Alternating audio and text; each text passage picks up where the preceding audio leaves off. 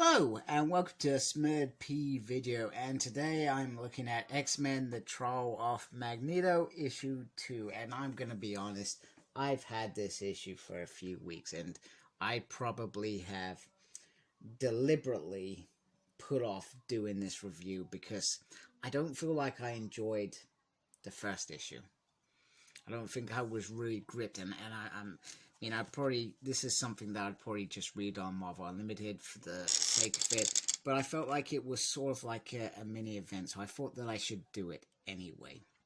So I'm still going to do it. I'm going to do the whole mini series. I'm invested, not just for me, but for you guys as well, so I hope you enjoy this. Let me get my light into a different position. So we start the issue with, I love this film, by the way, and my teenagers, so I went with my mate because sometimes I'm selfish, and then I dropped my teenagers off a couple weeks later to watch it, and then they came out, oh Dad, that was so cool. I was like, yes it was, and I think if I didn't like it I wouldn't have let them go. Anyway, I digressed, as I do. So we have Magneto, and he's in his own mind, and he knows that he is being probed as always, and Hope is feels like it's whoops, sorry, I'm trying to adjust my light a little bit and get things into a better position. I'm so sorry. It's been a while since I've done a comic review. Has it been a while? I can't remember. Anyway, Hope disagrees with this. She feels it's torture, etc. Which makes me question the characteristics of her, because she was brought up in the future in war-torn situations and did what was needed to survive. That's what Cable taught her. So, questioning this torture when, even in the recent Uncanny X-Men run, you know, she ended up shooting out Cyclops' eye in that. So I found it a bit bizarre. A bit bizarre. And then she questions, why not ask Emma or Jean? Well, they are on a diplomatic mission, and they are welcoming the Avengers, and we've got Jean hugging the Vision. Yes, and Cyclops saying, you know what, this is your first time to crack on. Do you want to come for a tour after your mates died? It seems a bit bizarre in my opinion. So this is written by Leo Williams. Lucas is the artist. Edgar is the color artist. VC's Clayton Cowles is the letterer, and Tom Miller is on design. And Tom seems to be in a lot of these books. So we get this tour, and they are deliberately trying not to reveal the resurrection, because that is a secret from the world. They're trying not to do that. However, they accidentally go through a gate where it is too late. However, the White Queen and the Cuckoos certainly make them think that they are on the beach doing lots of naughty lady things in bikinis. So anyway, X Factor are investigating what happened, and one of the Cerebro helmets is missing. It is believed that it was either taken away so that Magneto can't resurrect Wanda, even though she's not a mutant. I get confused with that bit. But apparently he took it anyway. And then we get this little spill about magic, which I kind of yawned at. And then we get this whole section. It feels like, I don't know, Wanda's being reborn or something. We have no idea why. Anyway, this is where it starts getting mysterious. Hope deliberately wakes up Magneto, deliberately tells him to go get Wanda's body, but don't let the Avengers see it. What on earth is that about? That is out of the blue. So there is something mysterious about it, and perhaps Hope was trying to stop Xavier from, what's the word? Getting into his mind, because she was worried that perhaps the truth would come out. I don't know. It seems a little bit weird. Anyway, we get this thing about Spider-Man Beyond, which I'm not interested in. And Captain America talks about Kyle. I like Kyle popping up in these books. I'm a big fan of, I've said this numerous times, of Kyle and North Star's relationship, their marriage. You know, great stuff there. I feel like I want him in stuff more because I like him being on the outside as a human. I feel like he could say things that nobody else could say, or question things that nobody in the mutant community would question, if you get what I mean. Pietro does his old Pietro thing, saying, it's interesting how a murder can forget all the diplomatic differences between us. And he said, and Cap says, not that's it's the grief bringing us together. And you know what, Wanda, even in her death, would be proud that you're still protecting her, because that's what he's always done. You kind of question it when they get to being grown-ups. I mean, that probably would have been something that would have been quite suitable when these stories started being written in the 60s.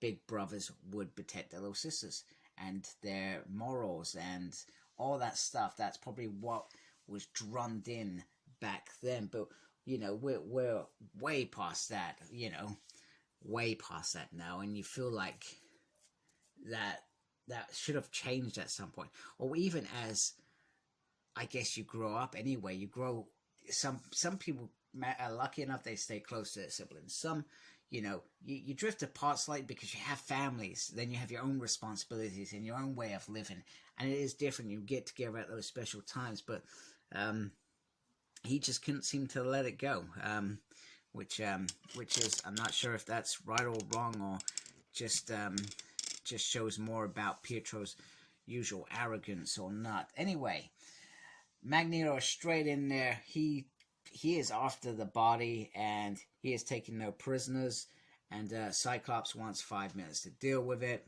and which Iron Man agrees to. So they get stuck in. There's a massive structure up here, and I was reading this, I was thinking, it started to get a bit wishy-washy. Oh, I made blah blah, and I was thinking, what is that relevance to the actual, he's saying that it's metal, I can use it, great. And she's saying, well, I built it, or I did this, and I thought, oh, this is a lot of gobbledygook. I'm not entirely interested. Anyway, they're trying to protect. So X-Factor are going to protect the custody of the body. I'm not sure. And Eyeball says, what does that even mean? Because not even I know what that means.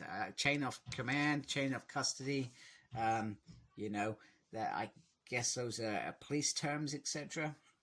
Anyway, the Avengers get bored. They're not giving them 5 minutes or whatever, and they start getting the fight.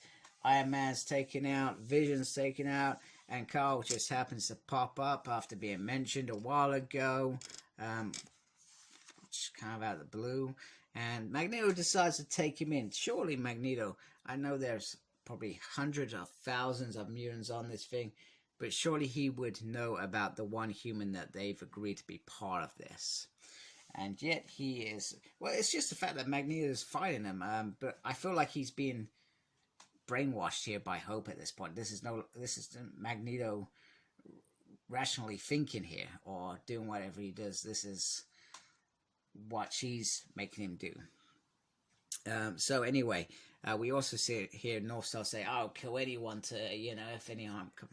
For all right, and he tells the Avengers, get off the island, because that's what what Magneto wants. Tell him to shove off, or I'm gonna kill you, this human, etc. And then he comes down and he says, you know what? I did it. All this is about my guilt, and take me away, and all of that. And then Wanda just appears out of the blue, disagrees on several points apparently. Hello everyone, I really just want to move on from this. And then she wants it to go back to normal and kiss his Vision. So, maybe there's hope for those kids yet. Well, not that I know, because I don't read Avengers, so I don't know if they managed to patch things up sooner, but it certainly seems like she wants to do it. Now, the only other thing I could think that is, Hope is not part of any killing, and all she was trying to do was, she was trying to resurrect Wanda against the Council's wishes. That was the only other thing that I could think of that Hope was doing. But yeah, it just felt like, I don't know, I'm just not feeling this mini-series. Probably because I'm not actually interested in Wanda one bit, other than what she did back in Decimation. That's probably the only time that I was like, whoa, what the hell? And the fact she's never answered for those crimes still pees me off to this day. Should be the trial of Wanda. But there are plenty of people that I'm sure would want to take her out anyway. So I just felt like it was just a bit. Yeah, it's probably just me. This is something that I'd read on Marvel Unlimited, and I probably wouldn't go back to read it again unless it was a hardback or part of some Reign of X omnibus, I guess. So anyway, that's it. I've got no more to say on the next issue, or continue doing it. And thank you for watching. Let me know what you think. Have you read this? Do you think it's a load of horse crap, or do you actually enjoy it? You know, to me, I felt like it was just lots of things shoved together and shoved in a book. So anyway, if you like my stuff, please subscribe to my channel. I really appreciate that. Make sure you look after yourself and embrace the geekiness. Take care, folks. Goodbye.